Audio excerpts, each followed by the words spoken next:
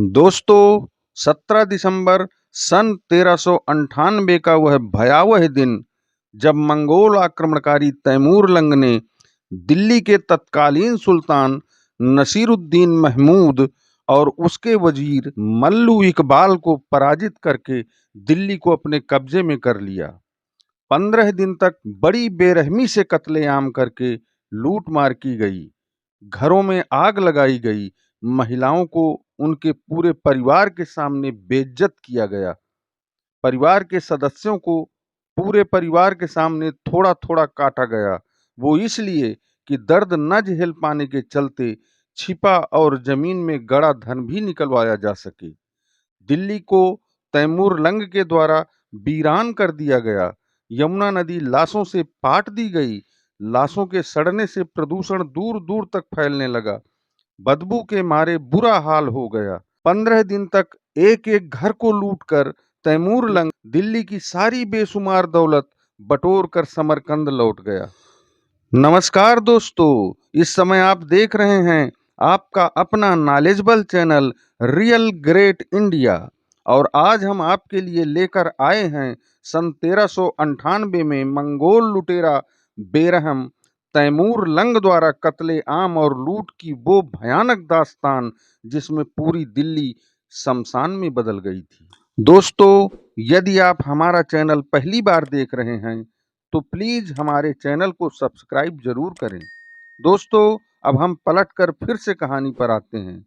पहले हम यह जान लेते हैं कि यह बेरहम लुटेरा था कौन और कहां से आया था। इस लुटेरे का नाम तैमूर लंग था। तैमूर लंग का जन्म 1336 ईस्वी में वर्तमान में उज्बेकिस्तान के एक शहर ए सब्ज में हुआ था।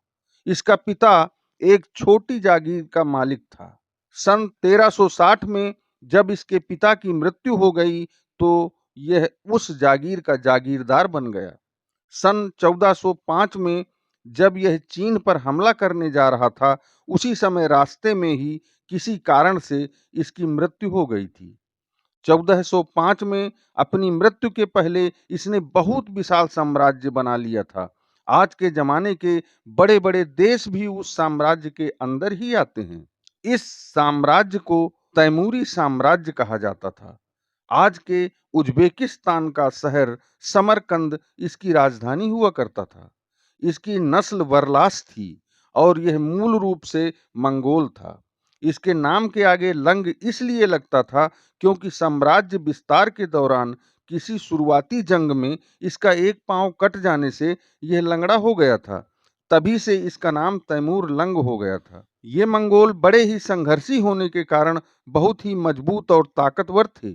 इनमें पोटेंशियल पावर बहुत अधिक था। पहले जब ये कबीले थे तब ये मुसलमान नहीं थे। ये बाद में मुसलमान बने थे। अप्रैल सन 1398 को तैमूर लंग ने समरकंद से दिल्ली की ओर कूच किया था। सितंबर 1398 को इसने सिंधु नदी पार किया था। फिर झेलम नदी के किनारे किनारे चलते हुए आगे बढ़ा। यहीं झेलम के किनारे ही इसका पौत्र जो काबुल का सूबेदार था वो इसकी सेना में आ मिला। वह अपनी सेना लेकर मुल्तान विजय करके आया था। उसका नाम पीर मुहम्मद था। अब दोनों सेनाएं एक होकर आगे बढ़ीं और पहला आक्रमण तैमूर लंग ने राजस्थान के भटनेर किले पर किया, जो इस समय राजस्थान के हनुमानगढ़ जिले में पड़ता है।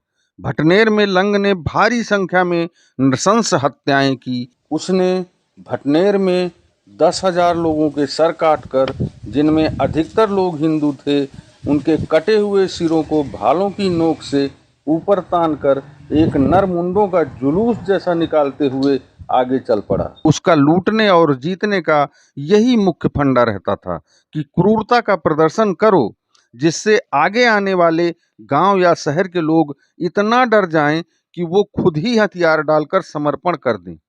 वह भटनेर में तबाही मचाकर दिल्ली की ओर चल पड़ा। इधर दिल्ली की दशा बड़ी हास्यास्पद थी। जब सन 1388 में फिरोज शाह तुगलक की मृत्यु हुई तो तुगलक सल्तनत का पतन बड़ी तेजी से शुरू हो गया। एक सुल्तान बनाया जाता तो दूसरा तुगलक उसे मार कूट के हटा देता। फिर तीसरा तुगलक आता तो उसे मार के हटा देता। जल्दी जल्दी तुगलक वारिस आते रहे और जाते रहे। फिर सन 1394 में फिरोज शाह तुगलक का पोता नसीरुद्दीन महमूद गद्दी पर बैठा। उसका वजीर था मल्लू इकबाल, और पावर भी मल्लू इकबाल के ही हाथ में था, क्योंकि नसीरुद्दीन महमूद तो एक कठपुतली मात्र था। दिल्ली में ही कुछ किलोमीटर के फासले पर फिरोजाबाद मोहल्ले का एरिया, जहां फिरोज शाह तुगलक का एक बेटा नुसरत शाह तुगलक अपनी गद्दी बनाकर बैठा था। दिल्ली में ही दो दो सुल्तान। ऐसी स्थिति थी दिल्ली की।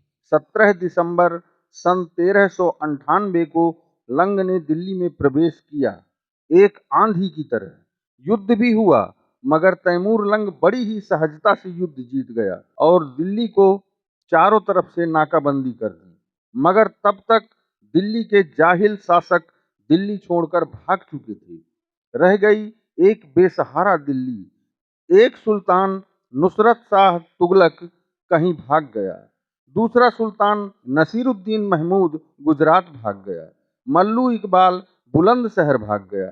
अब दिल्ली वासियों को 15 दिन तक तैमूर लंग अपनी सेना सहित रौंदता रहा। अपनी हर वो मर्जी उसने की जो वह करना चाहता था। जैसे परिवार के मुखिया या परिवार के किसी छोटे वारिस को परिवार के सामने ही छोटे छोटे टुकड़ों में काटा गया, या हाथ पैर काट के उसे परिवार के सामने तड़पाते रहे। बर्बरता की एक अलग मिसाल पेश की तैमूर लंग ने। पूरी दिल्ली भय से थर्रा गई। किसी को सबके सामने चौराहे या सार्वजनिक स्थान पर फांसी पर टांगा गया, किसी को मोटी लकड़ी के खंभों या पेड़ पर बड़ी बड़ी कीलें गाड़कर चिपका दिया गया।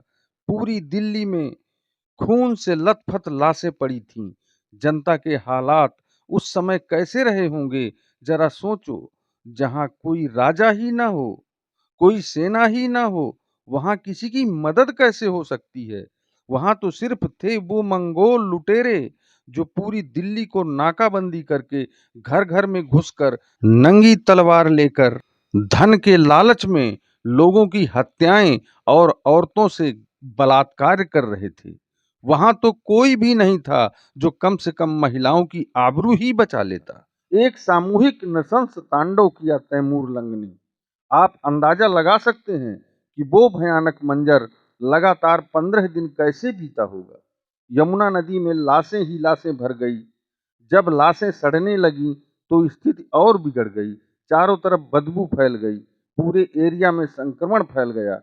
जब दिल्ली में लुटने लायक कुछ भी नहीं बचा, तब लूटा हुआ सारा माल, सारी दौलत समेटकर जनवरी सन 1399 को तैमूर लंग दिल्ली से समरकंद के लिए रवाना हुआ। जब वह जाने लगा तो उसने एक व्यक्ति जिसका नाम था खिज्र खां, उसे अपने जीते हुए प्रदेशों जैसे लाहौर, मुल्तान, दीपालपुर का गवर्नर मनोनीत कर गया। आपको जिज्ञासा होगी कि ये खिज्र खां कौन था? तो ये कोई बहुत पराया नहीं, तुगलकों का ही पंजाब प्रांत का गवर्नर था। तैमूर के आक्रमण के पहले और फिरोज शाह तुगलक की मृत्यु के बाद इसने अपने आप को स्वतंत्र घोषित कर लिया था।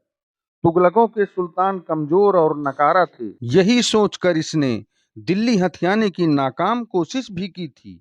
तैमूर लंग के वापस समरकंद लौटने के बाद दिल्ली के दोनों भगोड़े सुल्तान और उनका वजीर मल्लू इकबाल फिर से दिल्ली लौट आए और लुटी पिटी, बची खुची, लूली लंगड़ी अधमरी दिल्ली की बेबस जनता के फिर से सुल्तान बन गए, जो भागकर जनता को मुंह दिखाने के काबिल भी नहीं रह गए थे। मगर आदमी का लालच के आगे जब जमीर ही मर जाता है तो वह इन्हीं तुगलकों जैसा लालची और अवसरवादी बन जाता है, जो पूर्वजों के सम्मान तक में दाग लगा देता है।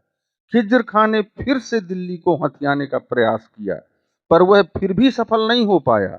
नसीरुद्दीन मोहम्मद की 1412 ईस्वी में मृत्यु के बाद दरबारियों ने सर्वसम्मति से दौलत खां लोदी को दिल्ली का सुल्तान बना दिया। लोदी इसके नाम के बाद लगा जरूर था, पर यह लोदी नहीं तुगलक ही था। लोदी वंश का शासन तो बहुत बाद में आया था। दौलत खां के सुल्तान बनने के बाद फिर उसी खिज्र खां ने दिल्ली पर चढ़ाई की। इस बार वह सफल हो गया। उसने दौलत खां को बंदी बनाकर हिसार में कैद कर दिया। हिसार, जो आज हरियाणा राज्य में पड़ता है, सन 1414 में खिज्र खां ने तुगलक वंश को हटाकर सैयद वंश की स्थापना की। दिल्ली में अब तक पूर्व के और सैयद तथा लोदी को लेकर 5 राजवंशों में गुलाम राजवंश, खिलजी राजवंश, तुगलक राजवंश, सैयद राजवंश और आगे लोदी राजवंश, इनमें सैयद राजवंश शिया मुसलमान थे, बाकी के चारों राजवंश सुन्नी मुसलमान थे। अब तो आप समझ ही गए होंगे कि खिज्र खां ही पूरी तरह से तैमूर को दिल्ली लूटने के लिए बुलाया होगा। खिज्र खां लंग वंश का मरते दम तक वफादार रहा, क्योंकि तैमूर ने ही अपने जीते हुए प्रदेश देकर वहां का गवर्नर खिज्र खां को बनाया था। तैमूर का पुत्र शाहरुख तैमूर, जो तैमूर लंग का वारिस था, उसको खुश रखने के लिए उनके प्रति खिज्र खां सदा वफादार रहा। खिज्र खां ने अपने आप को सुल्तान कभी नहीं कहा, बल्कि वह अपने आप को रैयत ए आला ही कहता रहा है। यही उपाधि लगाकर उसने शासन किया था।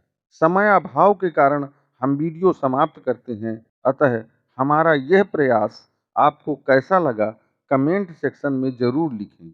अगले हफ्ते फिर मिलते हैं कोई नई नॉलेजेबल प्राचीन ऐतिहासिक स्टोरी के साथ। धन्यवाद।